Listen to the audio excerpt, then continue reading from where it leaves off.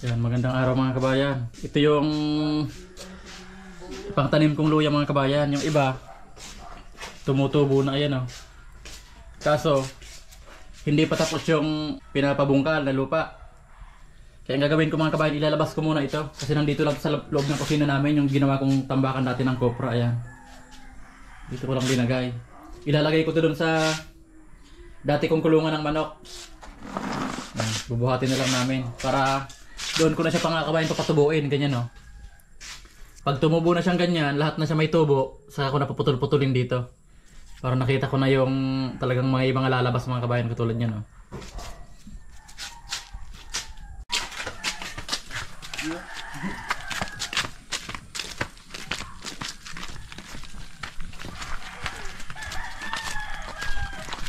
Ito yung dating kulungan ko ng manok mga kabayan.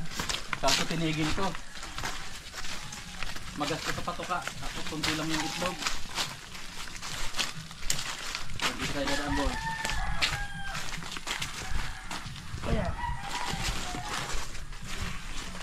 Dito ko lang ito ilalapag mga kabayan. Yan, dahan-dahan lang kasi may mga nakalabas na. Ayan o, kita mo mo. Ayan mga kabayan o. Yan di bali ito, dalawang hiwa ito tapos hiwa dyan. Mas magandang makatubo na siya ng maliliit para kita kung saan puputulin.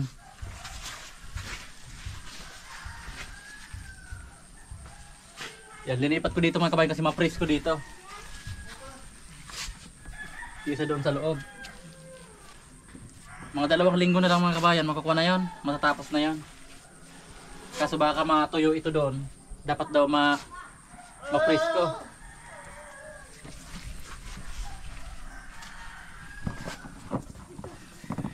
Dahan-dahan lang mga kabayan kasi baka maputol yung mga umuusli na.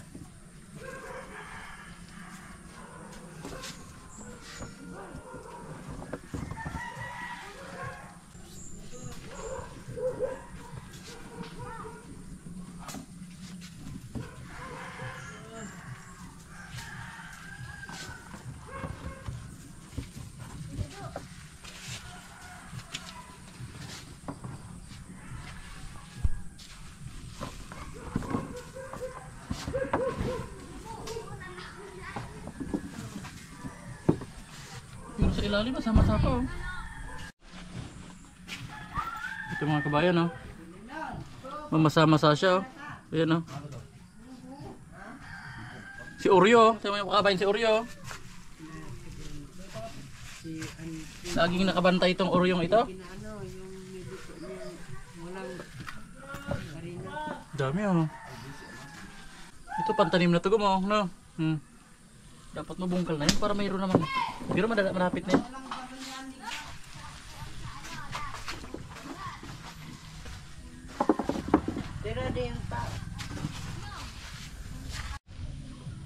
Yan, ito na mga kabayan. Nailatag ko na dito yung luya. Mayroon pang natitira doon. Mga 1/4 pa nito mga kabayan. Kasi pupunta muna kami ni Missy sa Nyugan. Titingnan namin yung mga nabungkal doon saka yung kambing. Ipapalabasin namin habang walang ulan. Yan, ngayon mga kabayan, bibisitahin namin yung pagtataniman ng luya kung pwede na para yung kinamada naming luya ngayon mahiwa-hiwa ko na nang talagang sakto na sa pangtanim.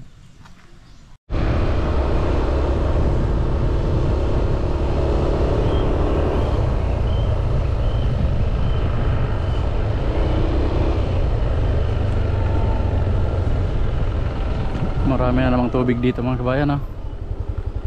Sa papasok sa Nyugan. Umulan kasi kahapon, malakas. Ayan.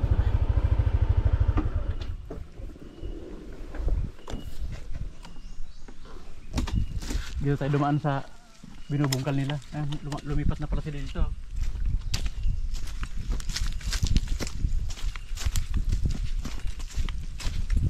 Dito na sila oh.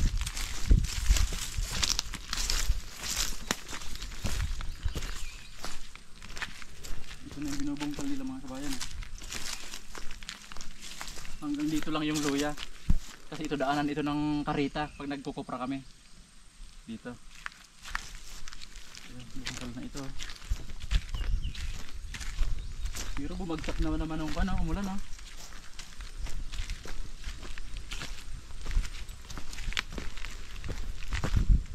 Kunti na lang mga kabayan. Pag natapos na doon, saka dito, ito na lang matitira. Pwede ko nang biak-biakin yung luya.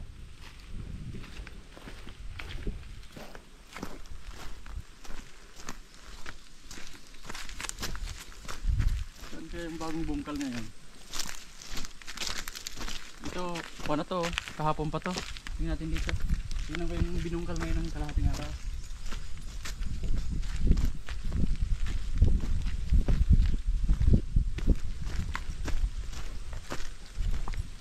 Ayan mga kabayan, oh. Naka-ready na yung pantakip sa luya. Ayan mga dahon ng nyog.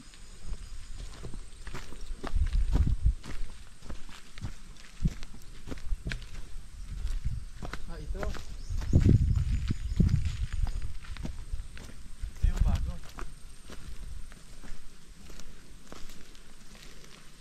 Ito yung bago mga kabayan, oh. Ngayon lang to. Ayan. Ito dapat matapos, oh. Saka yung kaunti na yun, ipabunot ko na yung kamuting kahoy doon. Para itong isang kulong-kulong na to, luya lahat. Yan, ito mga kabayan, hanggang dito lang. Kasi daan naman to.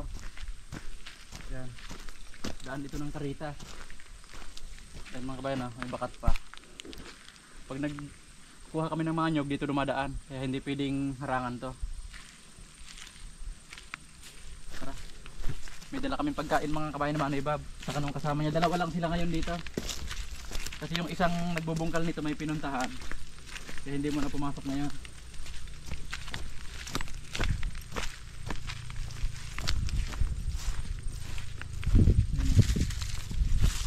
Ganyan mga kabayan, pag may luya na, balansan din dyan. Ito mga kabayan, oh. Ang dami ng palapa ng nyug, oh. And hindi ako mga kabayan nakakapag-video habang nagbubungkal sila dito. Kasi nagre-repair ako ng bindo. Yung mga ibang natira ko pa nung nakaraan. Maganda mga kabayan pag nabubuhaghag kasi itong mga ugat na to, nahihiwalay na sa nyog, kaya mabubulok na ito. Ayan, oh. Kaya yung asaraw.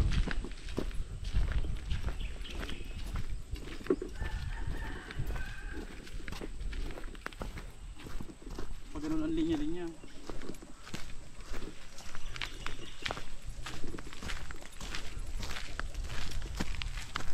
Ayun, asaraw. Magpunta tayo.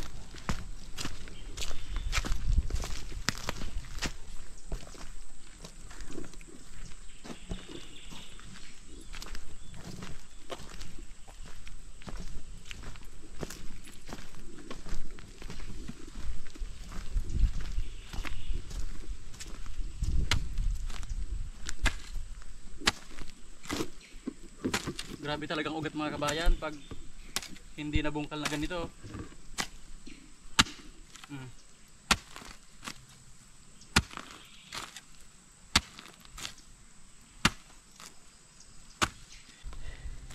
Siguro sa isang araw mga kabayan, nasa 30 square meter yung mabubungkal lang ng isang tao. Kasi nakakangalay din mga kabayan, no? No, kagagano, no? Siyempre magpapahinga-hinga rin mga kabayan. Dahil ako nga, oh, kauumpisa pa lang pagod na.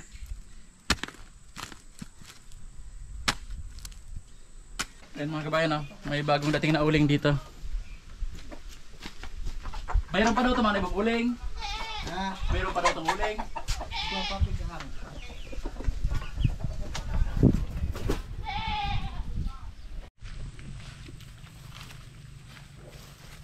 Bako muna mga kabayan, pipuro sa kapipura. Baba ka muna puro. Wala nang ulan.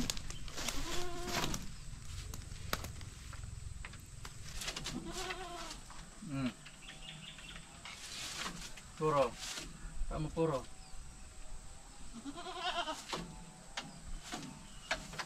Yan, habang mainit mga kabayan, palabasin ko naman to.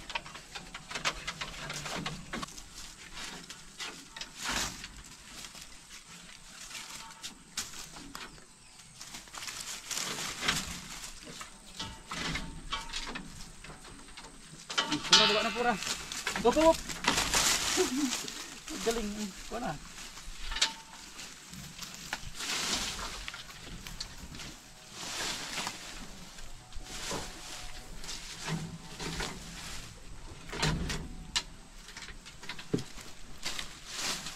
Yan, gala-gala muna sila dyan.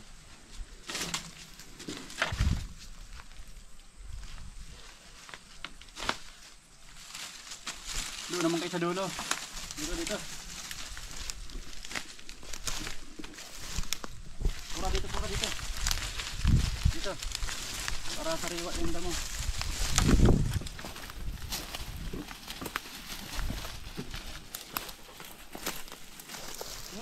Dito sa kabila. Dito, maraming damo dito.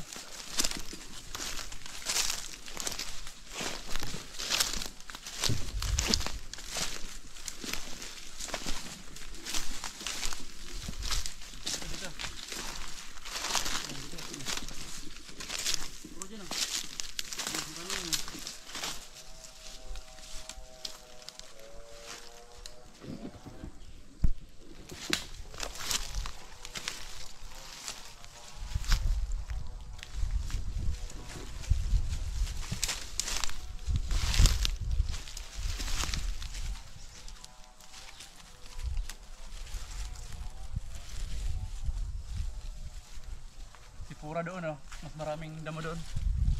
Kabila. Pura, dito ka pura. Marami dito. Dito, dito. Dito.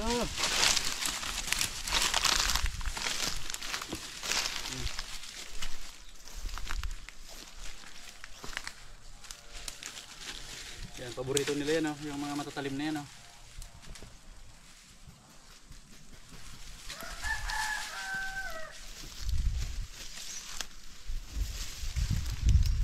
Hindi ko pa mga kabayan napapaumpisahan yung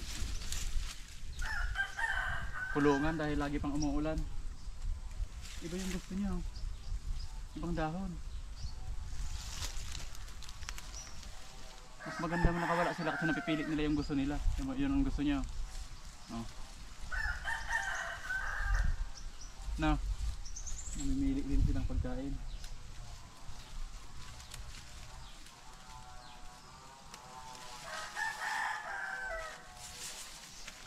Marami yan dito na.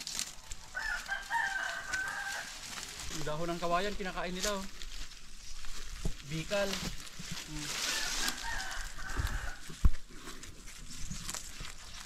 Pakuha ko na kibibo yung ko na yun, screen para mapakawala na yan dito, no?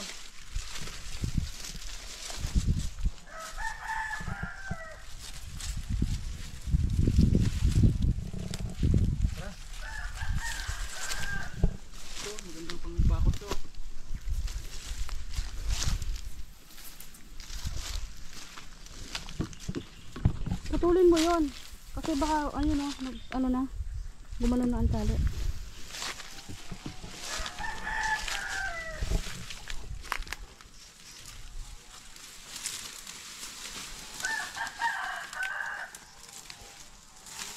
Matabao niyan hindi pag nakawala, no?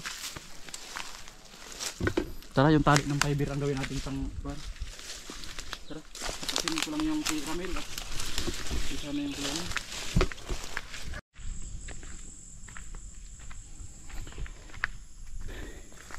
Yan, hapon na ngayon mga kabayan. Bumalik ako ngayon kasi papasok ko yung kambing. Tapos titingnan ko yung nagawa mga kabayan. Yan. Di bali ito yung nabubungkal mga kabayan, pero buo-buo pa rin. Yan, dudurugin pa yun mga kabayan bago ilalagay yung luya.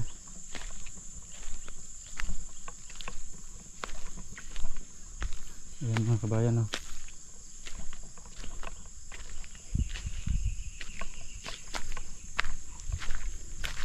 Malawak na mga kabayan, mga kuha na lang to, 2 o 3 araw.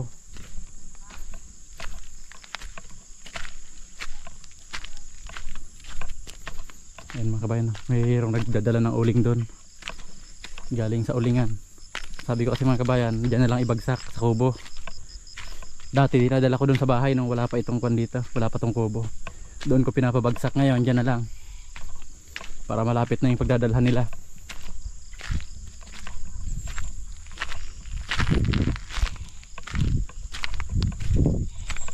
Ayan, marami-raming uling siguro yung mga kabayo.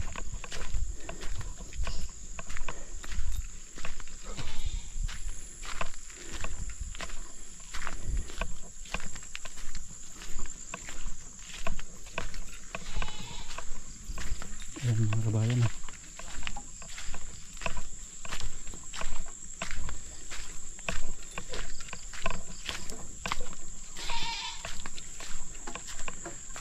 Ayun.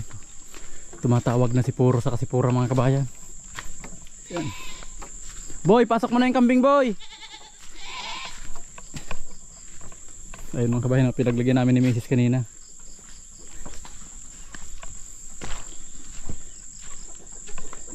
Hindi ako marunong umakyat ng kambing. Ilagay mo lang doon sa baba. Nakapira ka, Yael. 30 pa lang, di pa natapos. Dakol pa. Ba't kung mga anong patuloy? Mga 36 ano? 36 daw mga kabayan yung dadalhin niyang uling dito. 36 na sako. Ayun si Manay Bobo.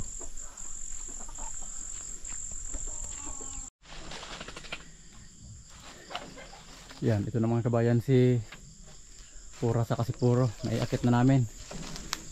Yan, bukas naman sila bababa. Pag walang ulan mga kabayan, pag maulan, lalagyan na lang namin ng pagkain.